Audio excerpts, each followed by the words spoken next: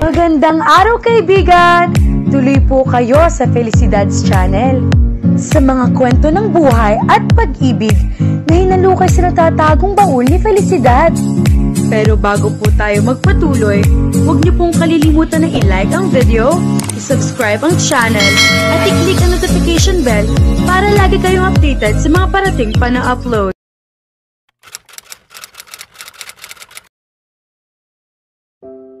Hapon na nang makauwi si Kimberly. Nagpalipas siya ng galit sa pamamagitan ng walang humpay na paglalakad sa Ayala Avenue. Nang mapagod ay pumasok sa isang coffee shop. Nagpapasalamat siya at naging maunawain si Laura kahapon na hindi niya kailangang ipagpatuloy ang trabaho sa Bionatural. Kung ninais man niya kahapong gawin ang trabahong iyon ay dahil sa pagtanaw ng utang na loob dito. Pero ngayon magaan na ang dibdib niyang huwag ituloy ang trabahong iyon. Pagkatapos ng lahat, ano ang karapatan ni Renz na guluhin ang buhay niya? Sana'y noong unang araw pa nang nagkita sila sa kasal ni Patrick, ay ipinakita na niya ang pagkamuhi rito. Hindi na sana umabot sa ganitong sa bandang huli siya na naman ang nasaktan. Ate, may bisitang lalaking dumating dito kanina pero nainip marahil at umalis din, isang oras din silang naglaro ni Ralph, at sabi babalik daw mamayang gabi, salubong ni Grace pagkapasok niya. Nagsalubong ang mga kilay niya. Bakit ka nagpapasok ng tao rito, Grace? Hindi ba at bilin ko sa... Kaibigan daw siya ng pamilya ninyo at taga San Ignacio din, mabait naman, ate. Sunod-sunod na ang kabog ng dibdib niya. Ano ang pangalan niya, Grace? Nagkamot ng ulo ang kasambahay. Nalimutan kong itanong.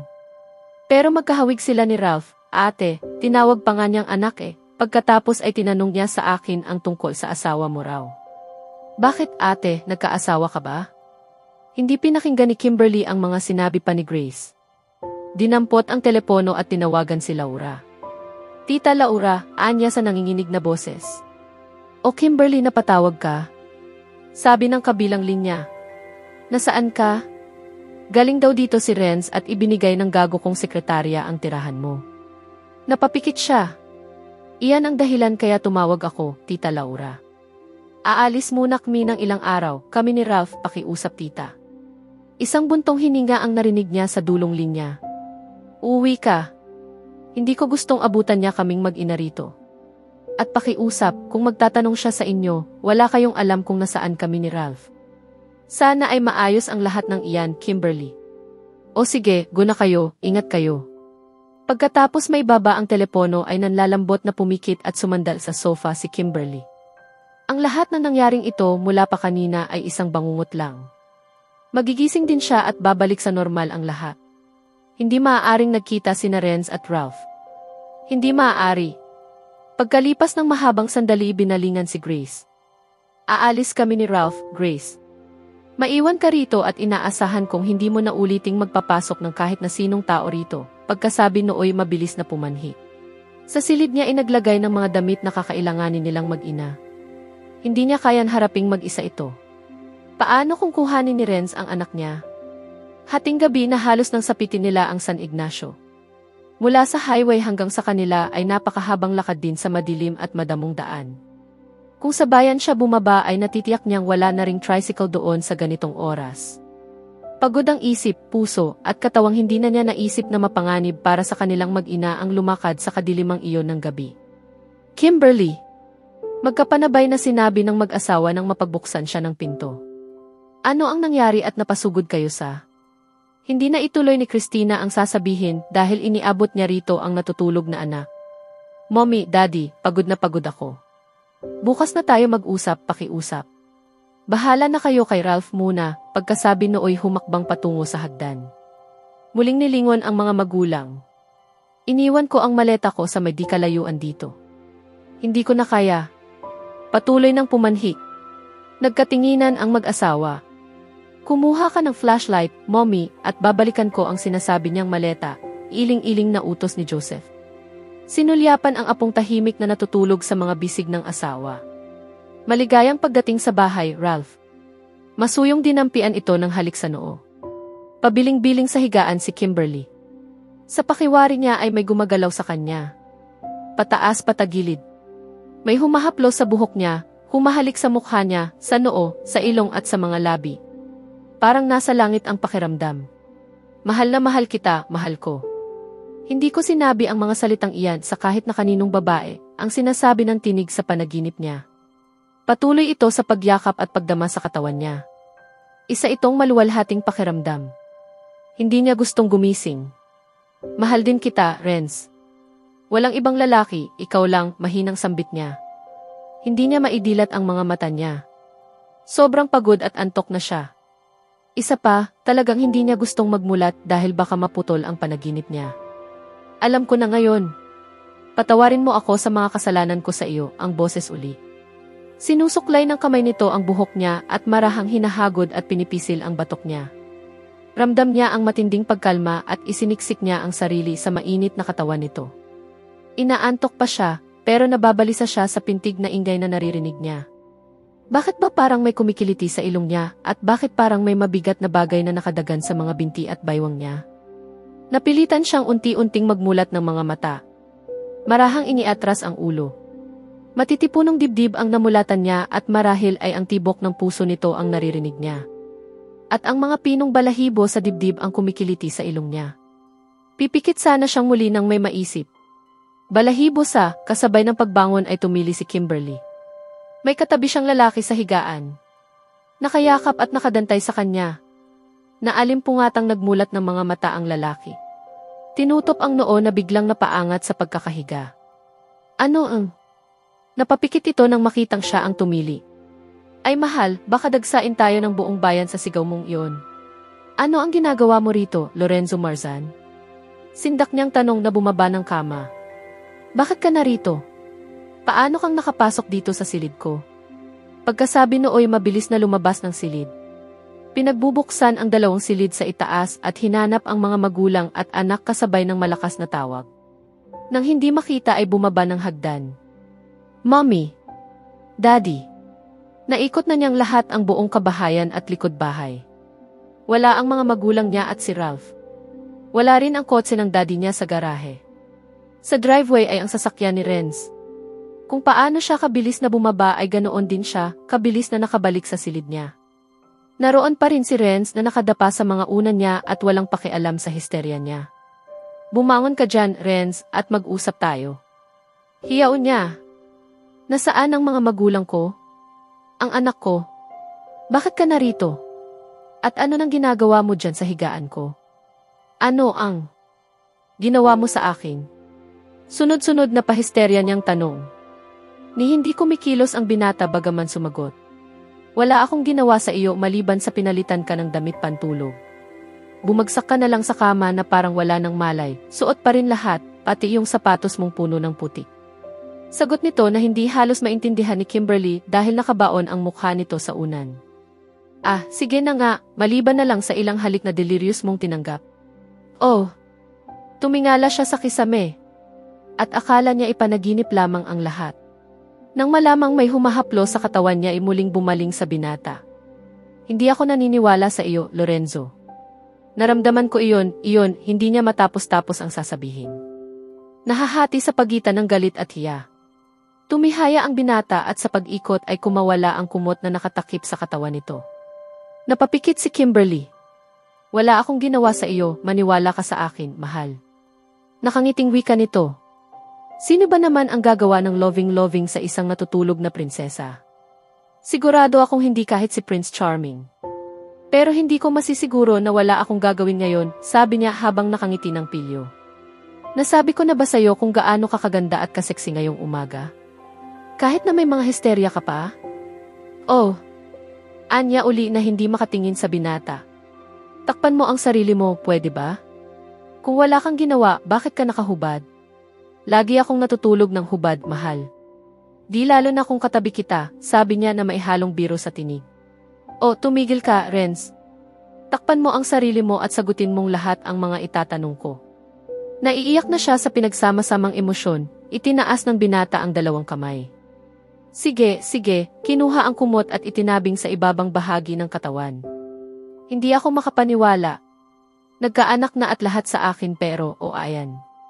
Maupo ka rito at sasagutin kong lahat ang tanong mo. Hindi mag-usap tayo ng ganito. Lumapit ka, Kimberly, o ako ang tatayo at bubuhatin kita pabagsak dito sa kama, may pagbanta ang tinig nito. Kagabi ko pa gustong magalit sa iyo dahil sa ginawa mong pagbibiyahe sa anak ko sa 10 oras ng gabi. Biglang tumalim ang mga mata ni Kimberly at dinampot ang isang unan sa kama at inihampas kay Renz. Hayop ka talaga, Renz. Ikaw pa ang may ganang magalit ha. Walang tigil siya sa sunod-sunod na paghampas. Naiiyak siya sa galit. Hinawakan ni Renz ang mga braso niya at hinila pahiga sa kama at dahan-dahang pinigilan siya. Huwag ka na magalit, bulong nito na ang mukha ay halos nakadikit na sa kanya. Nagmaneho ako ng todo kagabi sa pagsisikap na abutan ko ang bus na sinakyan ninyo ni Ralph. Nauna lang kayong makarating dito ng mahigit sa kalahating oras. Bitiwan mo ako. Pilit siyang nagpupumiglas. Wala kang karapatang gawin sa akin ito. Paano kang nakapanhik dito? At nasaan ang mga tao sa bahay na ito? Sinasabi ko na sayo, tigilan mo na ang pag-ikot. Nagsisimula na akong makaramdam ng iba. Baka kung ano ang matapos nating gawin sa halip, nangingiti nitong sinabi. Oh, pinanlakihan siya ng mga mata sa nararamdaman niya mula rito. Oo, kaya mas mabuti pang umayos ka at makinig, ikaw na cute pero mahinhin. Hindi mo naman ako tinutulungan na mag-self-control kung patuloy kang kikilos ng ganun. Nag-iba lang ang pakiramdam ko at sobra kitang namimiss, sabi niya ng kontrolado pero may halong lambing sa boses. Unti-unting huminto sa pagpupumigla si Kimberly. Titig na titig lamang sa binata. Kitang-kita niya sa mga mata nito ang matinding pagnanasa. At tulad ng dati, natatakot siya sa kanya kaya bahagyang nanginginig. Gusto man niyang magpumiglas ng todo at itulak ito ay alam niyang hindi niya kaya si Renz. Hindi ako makapaniwalang pinapanhik ka ng mga magulang ko rito, bulong niya. Sinisikap bahira ng galit ang tinig. Umiti ang binata. Nilalaro ng daliri ang kontor ng mukha niya. Wanna bet? Pinapanhik ako ng daddy mo dito, pero may bayad akong binayaran. Nakikita mo ba tong pangingitim sa ibaba ng mata ko? Noon lamang napuna ni Kimberly ang pasa nito sa mukha. Nagsalubong ang mga kilay niya. Nakakita talaga ako ng sumasayaw na bituin mahal, natatawang wika nito. Ginawa mo iyon kaya nararapat lang. Inaamin ko. Halos magmakaawa akong pakinggan ang daddy mong magpaliwanag. Kung hindi dahil sa mommy mo ay baka hanggang ngayon ay nasa loob pa rin ako ng sasakyan. Nakahanda akong matulog at maghintay roon kagabi. Huminga ito ng malalim. Maraming sinabi ang mommy mo sa akin. Ang dami hindi pagkakaintindihan, lahat dahil kay Diane. Hindi ko alam noon kung paano siya napasama sa trip papuntang ng Amerika. Pero kalaunan, nalaman ko na ginamit niya ang kanyang charm sa isa sa mga big boss ng kumpanya. Isang linggo na kami sa Amerika nang ibigay niya sa akin ang bracelet mo, kasama ang mensahe mo na tinatapos mo na ang lahat sa atin. Hindi yon ang nangyari. Pagalit niyang sinabi. At ipinaliwanag kung paanong nakuha sa kanya iyon at kung ano ang nangyari noong hapong iyon na kunwari despedida ni Diane. Balak kitang harapin pagbabalik ko, pero umabot sa akin ang balitang nag-asawa ka na nang magkaroon ako ng overseas call sa mga magulang ko, mapait siyang umiti. Seryoso talagang naniwala si Diane na totoong nagpakasal ka na, at iyon pa ang icing on the cake para sa kanya. Galit ako ng sobra, Kimberly. Pakiramdam ko ay nalumpo ako. At bahagi ng sarili ko ay namatay na. Kitang-kita niya ang sakit sa tinig at mukha nito at napahikbi siya. Buntis ako, Renz. Hindi ko alam ang gagawin ko. Takot na takot ako noon. Nakataya ang kahihiyan ng mga magulang ko at ni Patrick na kung narito ka lang ng araw na iyon ay gusto kang patayin. Ang daddy ang gumawa ng paraan. Pinaghalikan niya ng halik ang buong mukha niya. Alam ko na iyon ngayon. Patawarin mo ako, mahal, sa masasamang sinabi ko sa'yo. Tinamaan ako ng selos. Hindi ko kayang isiping may ibang lalaking umangkin sa iyo. At kung muli pa akong sinaktan ng daddy mo kagabi ay tatanggapin kong lahat, makabayad man lang ako sa lahat ng paghihirap na tiniis mo. Tinanggal ng hinlalaki daliri nito ang luha sa mga mata niya. Ang hindi ko maintindihan ay kung bakit pinaniwalaan mo si Diane na magpapakasal kami sa Amerika. Marahang kumawala si Kimberly. Inabot ang drawer at binuksan iyon. Kinuha mula sa jewelry box ang sulat. Ibinigay sa binata na agad binasa. Isang malaking pagkakamali ito, Kimberly. Hindi ko isinulat ito. Di ba, sulat kamay mo yan? Nalilitong sinabi niya. Umiling si Renz. Hindi, mahal, at kung sino man ang binayaran ni Diane na gumawa nito talagang magaling ang pagkagawa. Maliban sa mumunting strokes ay mapagkakamalan talagang sulat kamay ko ito. Maliban sa dalawang mahalagang bagay na miserableng hindi mo napansin, mahal ko. Masuyong tinitigan siya ni Renz. Kinabig at muli siyang inihiga sa kama. Anong dalawang bagay? Hindi ko kailanman ginamit ang pangalan mo sa pambungad ng lahat ng mga sulat ko sa'yo. Lagi naman mahal ang gamit ko, di ba? Pangalawa ay ang pangalan ko. Oo, buong nakapirma ang Renz. Agad siyang bumangon at kinuha ang papel. Marahas na nilamukos at inihagis. Lagi na IR lang ang nakapirma sa akin, di ba? Mahinang bulong niya sabay muling kabig sa kanya, niyakap siya ng mahigpit. Bakit hindi ko napuna iyon, bakit? Niyakap niya si Renz at pinipilit itago ang paghikbi. Hinagkan siya nito sa buhok. Kung paanong hindi ko rin naisip na hindi ka magpapadala ng mensahe sa ibang tao. Maraming panahong nasayang, mahal, pero may buong habang buhay pa tayo para itama at punan ang lahat. Itutuwid nating lahat ang pagkakamaling na ipaniwala sa marami sa bayang ito.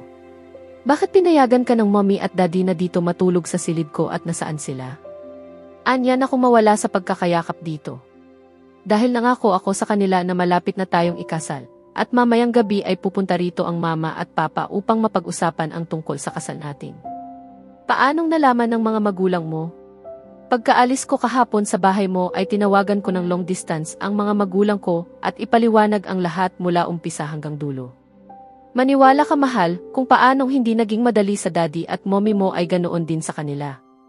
Halos umusok na ang telepono sa tagal ng usapan namin at galit na galit sila sa akin dahil ginawan daw kita ng pinsala. Natatawang paliwanag nito. Ano nang sabi nila? Sa kailaliman ng kanyang puso ay nag-uumapaw ang galak. Hindi ako patatawarin kung sa araw mismong ito ay hindi ko madadala roon ang apo nila.